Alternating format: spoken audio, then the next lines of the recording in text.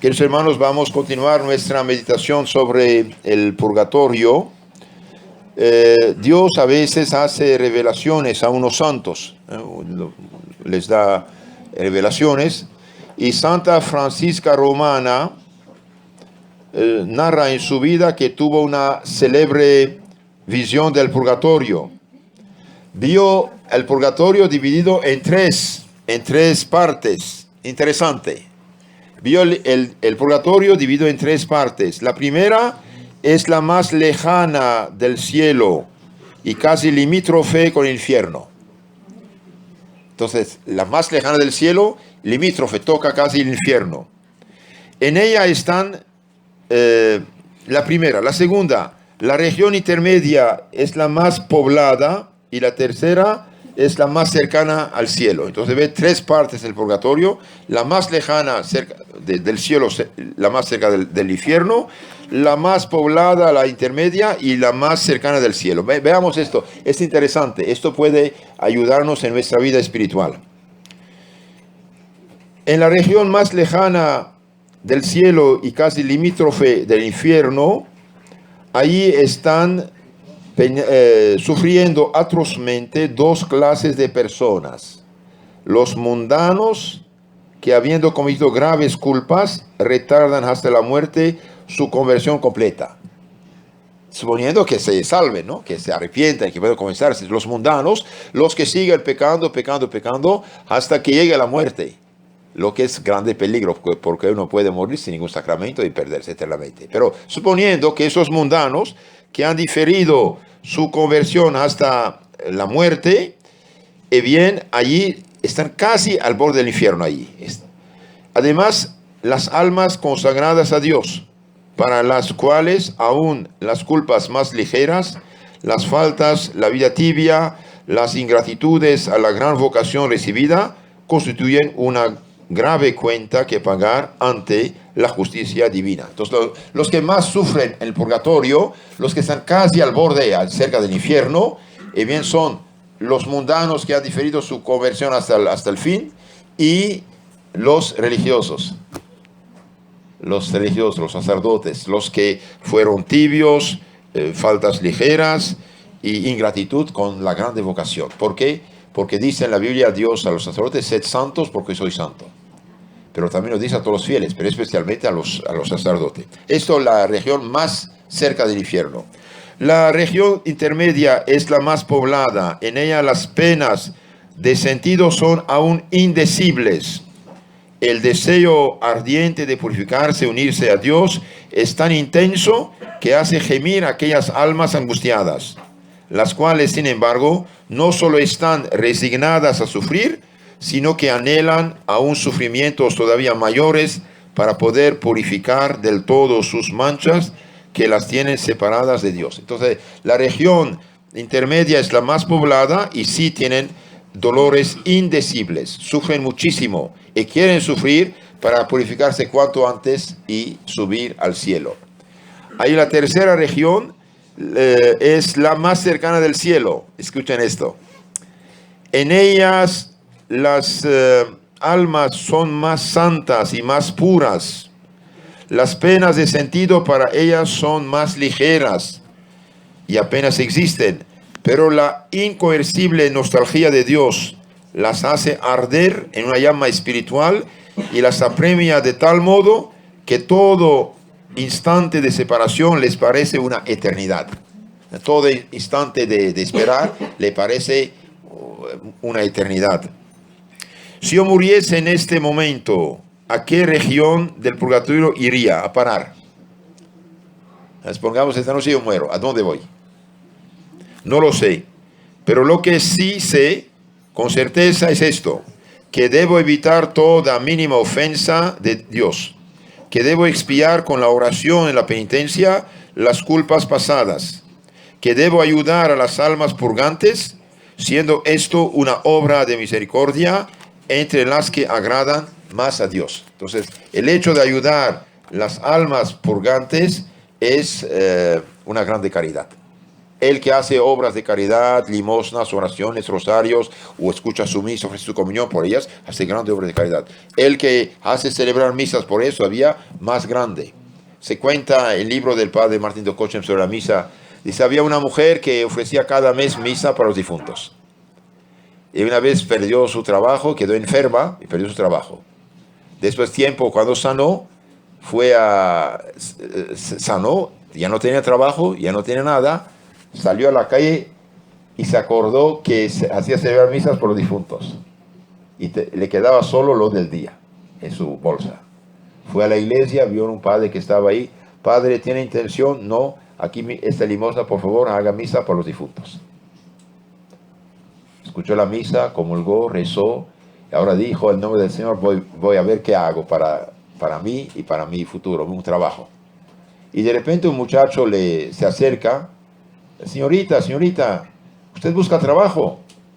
Sí, señor, pero disculpe, ¿quién te dijo esto? A nadie dije que buscaba trabajo.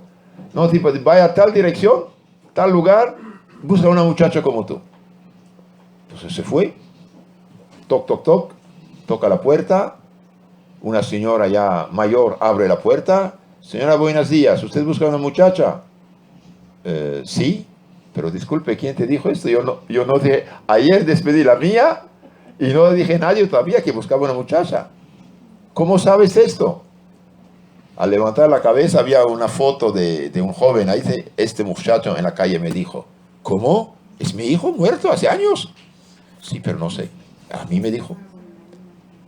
Y después entró con toda su historia, que hacía celebrar misas por los difuntos y que este muchacho le apareció diciendo esto. Entonces la señora empezó a llorar, dije, mira, es mi hijo difunto.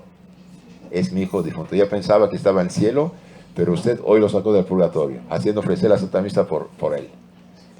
Usted quedará aquí conmigo, no será mi criada, será mi hija. Entonces el hecho de ayudar a los difuntos también hay recompensas, incluso en este mundo. Entonces continuamos nuestra meditación sobre este asunto. El hecho de hacer oraciones, misas, obra de caridad por los difuntos, esto agrada mucho a Dios. Pasamos a otro punto. ¿Cuáles son las alegrías de los difuntos? ¿Sienten alegría o no? Sí, pero en sus dolores sí sienten. Sí sienten, como la mujer que da a luz, pero sufrimiento, alegría también. Mire lo que dice. Don Alberione, en su libro edificante titulado Por nuestros queridos difuntos, escribe: se pena en el purgatorio, se pena en el infierno, pero hay diferencias esenciales entre uno y otro. El infierno es eterno. El que cae en el infierno nunca más saldrá de ahí. Y por un pecado mortal no cae en el infierno. Por eso nunca vivir en el pecado mortal. Santo Ignacio de Loyola decía, yo no me atrevo a dormir en una casa donde alguien vive en pecado mortal. ¿Por qué? Y porque Dios permitiría al demonio que derrumbe la casa sobre nosotros, aplastarnos. Sí, ahora cuando tiene todo un país impulsado al pecado mortal y legaliza el pecado mortal, imagínense. Entonces, el infierno es eterno, el purgatorio es temporal, por un tiempo.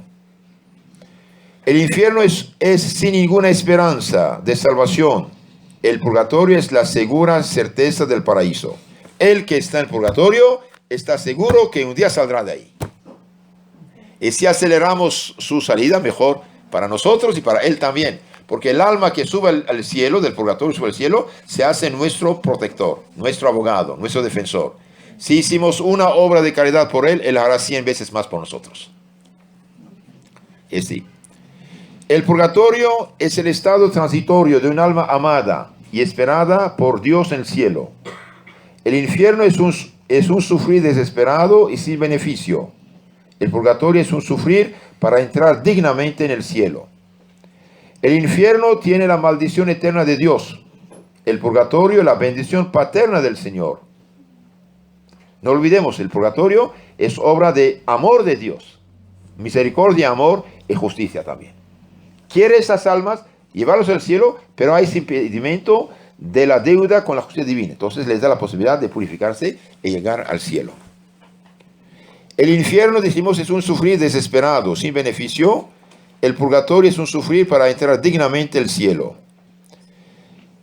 El purgatorio es la bendición paterna del Señor. El infierno está bajo el dominio de la justicia rigurosa y pura. El purgatorio de la justicia que obra la misericordia. El infierno, lugar de los condenados y de los demonios. El purgatorio, lugar de los que se salvan. Mientras que la tierra es el lugar de los que no están seguros de la salvación propia. Entonces, el que está en la tierra puede perderse todavía. El que está en el cielo nunca podrá perderse. El que está al purgatorio llegará al cielo. El primer motivo es el saberse seguras. Ahora, ¿de dónde viene la alegría de los difuntos? El primer motivo es saberse seguras de su salvación eterna, de estar confirmadas en gracia. Es decir, el que está confirmado de gracia ya no puede pecar. Los ángeles después de la prueba, los ángeles fieles a Dios fueron confirmados en gracia, ya no pueden pecar. Entonces, las almas del cielo, del purgatorio, están confirmadas en gracia, no pueden pecar. Mientras nosotros sí podemos pecar. Aunque se confiesa hoy, mañana puede pecar y perderse. Por eso la prudencia y alejarse de las ocasiones del pecado. El primer motivo, dijimos, de la alegría de los difuntos es que están seguras de su salvación eterna.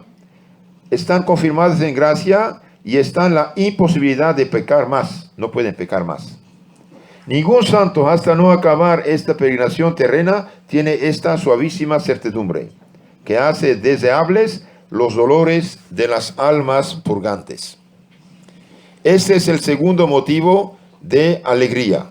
Las almas se ven a sí mismas impuras, manchadas, necesitadas de purificación, y por esto se alegran de sufrir por hacerse dignas de Dios y de sus goces. Entonces el alma se ve como es, ve las manchas, ella quiere sufrir para libertarse cuanto antes y entrar en la gloria.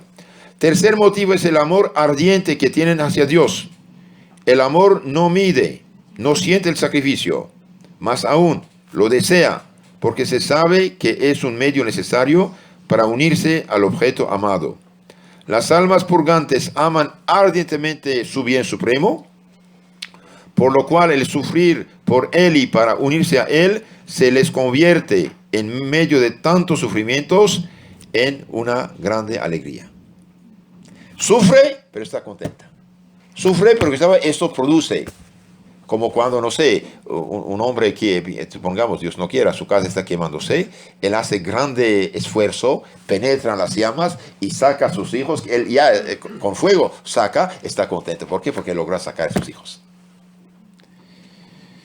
O si amasemos también nosotros a Dios como ellas le aman, rechazaríamos con horror toda culpa, abrazaríamos con plena resignación los dolores y las angustias de esta vida en expiación de nuestros pecados y ofreceríamos muchos sufragios para aquellas almas santas puedan apagar finalmente su incorruptible deseo de unirse a su bien supremo. Así que, hermanos, es grandísima caridad colaborar en su liberación. Por eso, en este mes de noviembre, del 1 al 8, del 2 al 9, la Iglesia da una indulgencia plenaria a los que se habían confesado, vivieron en gracia de Dios, van al cementerio a rezar por los difuntos, con tal que no tener apego al pecado venial. Y cada día pueden sacar almas de allí. Santa Catalina de Génova, en su admirable tratado sobre el purgatorio, escribía: el alma purgante es feliz en su estado, pero feliz como el mártir sobre la pira. Feliz en una felicidad sobrenatural, pura, que el mundo no puede comprender, como el mártir que se deja matar antes que ofender a Dios, que se siente morir, pero desprecia la muerte por el ardor amoroso que tiene hacia Dios. De la misma manera, el alma purgante, sabiendo que Dios lo quiere y le manda así, le ama y está jubilosa y feliz de que Dios trabaje a Cristo, le purifique su espíritu con el dolor. Como una persona, no sé, que tiene cáncer, etc., el cirujano está sin anestesia cortando, sufre, pero al mismo tiempo está contenta porque sabe que si quita esto va a sanar. Un día, Santa Margarita María de Pazzi, arrebatada en éxtasis, tuvo una visión tan terrible del purgatorio que la hizo palidecer, llorar y gritar, misericordia. De repente vio que entre aquellas almas purgantes estaba la de un hermano suyo, muerto hace poco tiempo, y exclamó: pobre alma de mi hermano, cuánto sufres.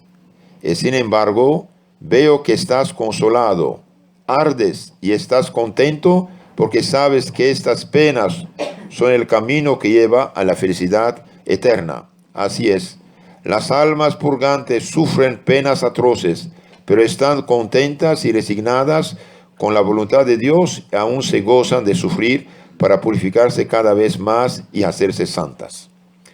Nosotros, sin embargo, podemos y debemos atenuar con nuestros sufragios sus sufrimientos, acrecentar sus alegrías, acelerando el momento de su liberación y de sus gozos eternos. Nuestras oraciones, nuestras buenas obras, nuestras penitencias ofrecidas por ellas bajan como un rocío refrescante sobre sus dolores, como un bálsamo sobre sus llagas, mientras atraen sobre nosotros las bendiciones del Señor. Entonces, el hecho de ayudar a hacer estas obras de caridad con los difuntos, bien también atrae sobre nosotros las bendiciones del Señor. Es realmente grande, grandísima caridad de ayudarlos.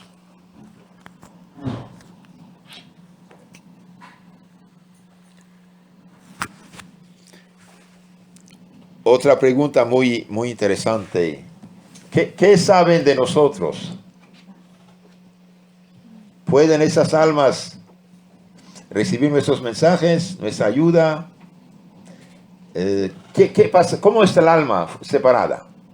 Bien, el alma separada, dice el padre Montsabre, que fue uno de los grandes predicadores de Francia del siglo XIX, padre dominico francés, dice: salida viva ya de las angustias de la muerte, el alma lleva consigo todas sus facultades, todos sus recuerdos, todos sus conocimientos. Está totalmente consciente, más que nosotros mismos. ¿Por qué? Porque ya no tiene la cáscara del cuerpo. Entonces, salida del cuerpo, el alma lleva consigo todas sus facultades, no atrofiadas o condenadas a la inercia. Al contrario, las conservará hasta la resurrección, pero de otro modo. Aquí el alma actúa con el cuerpo. Ahí las tiene, más conscientes que ahora, pero de otro modo. De otro modo. Por ejemplo, el alma está totalmente consciente de sí misma. Como yo estoy consciente que estoy hablando, el alma tiene conciencia total del propio yo. Tiene los hábitos intelectuales contraídos, los conocimientos adquiridos, los recuerdos impresos en su sustancia incorruptible. Todo esto persiste en ella juntamente con la vida. Entonces, sus recuerdos, sus conocimientos, todo lo que está, lo tiene. Las almas de nuestros muertos ya estén en el cielo como bienaventurados, ya expíen en el fuego del purgatorio, viven unidas a nosotros, piensan en nosotros, nos aman y ruegan por nosotros. Algo maravilloso esto. Algo maravilloso. Entre nosotros, aquí está la clave.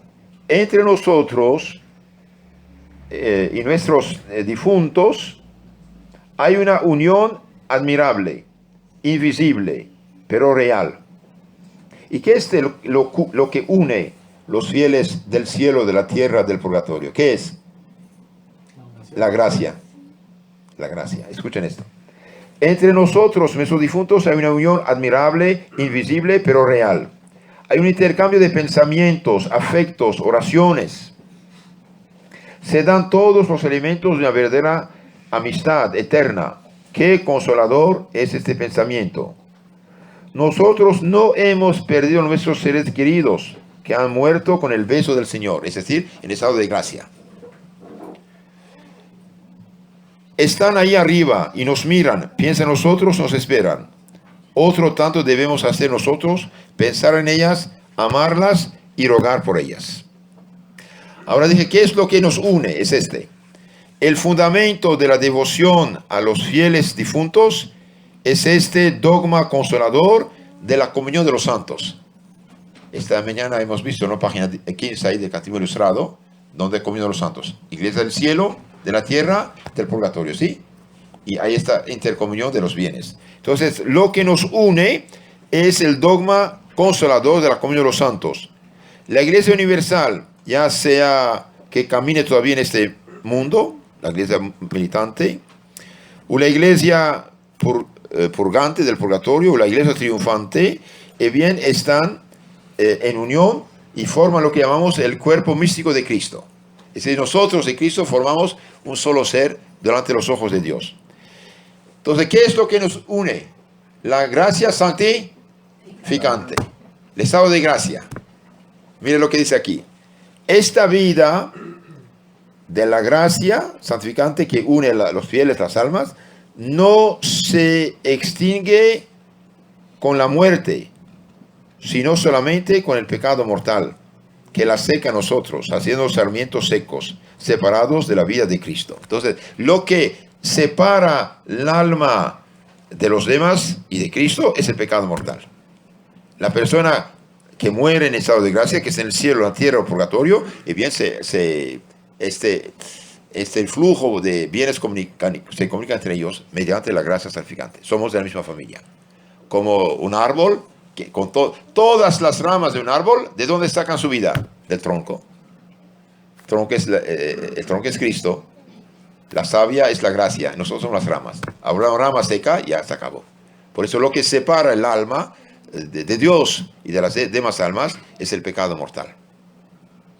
Por eso las almas de nuestros difuntos, muertos en la gracia del Señor, son miembros vivos, unidos al cuerpo místico de Jesús. Ahora bien, así como el cuerpo humano, en el cuerpo humano, cada miembro no vive una vida separada, sino unida y ordenada al bien de todo el cuerpo, igualmente en el cuerpo místico de Jesús, todos los miembros, ya pertenezcan a los viadores de este exilio terrestre, ya a las almas purgantes, ya a los del cielo, deben ayudarse mutuamente, de modo que cooperen al bien común en Cristo nuestro Señor. Entonces, queridos hermanos, es algo muy hermoso, como dije, podemos ayudarnos unos a otros. Es algo maravilloso esto. Los del cielo nos ayudan, nosotros ayudamos y rezamos por nuestros difuntos. Y ellos no nos olviden de nosotros. Y lo que hacemos, como dije, por ellas, una vez que sube al cielo, lo devuelven 100 por 1. 100 por 1. Es algo muy hermoso. Todo eso ciertamente lo hacen los bienaventurados en el cielo y nuestros fieles difuntos en el purgatorio. Pero el sentido común quiere también que lo hagamos nosotros, manteniéndonos unidos por el amor, el ofrecimiento, la plegaria con nuestros difuntos. Recordemos, sin embargo, que esto se nos hace imposible si caemos en pecado mortal y extinguimos en nosotros la vida divina, esta vida sobrenatural que circula en el cuerpo místico de Cristo. Entonces, cuando una persona vive en pecado mortal, ya se separó de los demás. Ya no llega a la corriente. Este es el problema. Por ejemplo, no sé, usted llama a una persona a su teléfono, ¿no? Pero quito el chip. ¿Llegará? No.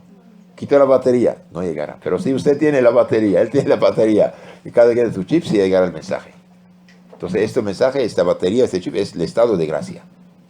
Estado de gracia. Por eso, un mundo que impulsa al pecado, realmente es algo diabólico. Es algo muy grave. Y hoy estamos viviendo en esto por gracia. Entonces, lo que nos separa del cielo y del purgatorio y de los demás cristianos es el estado de pecado mortal. Pobre de nosotros, en este caso, nos convertimos en sarmientos separados y muertos, en miembros corrompidos. Ya no seremos hermanos de los bienaventurados poseedores, ni de las almas purgantes, que sin embargo son santas, sino que seremos leños secos, destinados a alimentar las llamas eternas del infierno si morimos en pecado mortal. Entonces, nosotros sí estamos en más peligro que las almas del purgatorio. Ellas sufren, sí, muchos dolores, sí, pero ellas están confirmadas en gracia, no pueden pecar. Nosotros sí podemos pecar. Por eso debemos avivar los ojos de la fe, Por ejemplo, una persona que mira 2, 3 películas, telenovelas por día, se hace tibia, porque son fábulas, son mentiras. La persona que lee libros de santos, libros, biografías de santos, libros buenos, aumenta su fe. Ve las cosas con los ojos de la fe. Por eso la tele ni es ni buena ni mala, es un instrumento, depende del contenido. Pero si el contenido nos hace tibios, nos hace caer en pecado, nos llena nuestra cabeza de cosas que no debemos, somos realmente muy necios de exponernos a esto. Al contrario, cuando uno lee las cosas piadosas, religiosas, se mejora en todos los sentidos. Se mejora en todos los sentidos.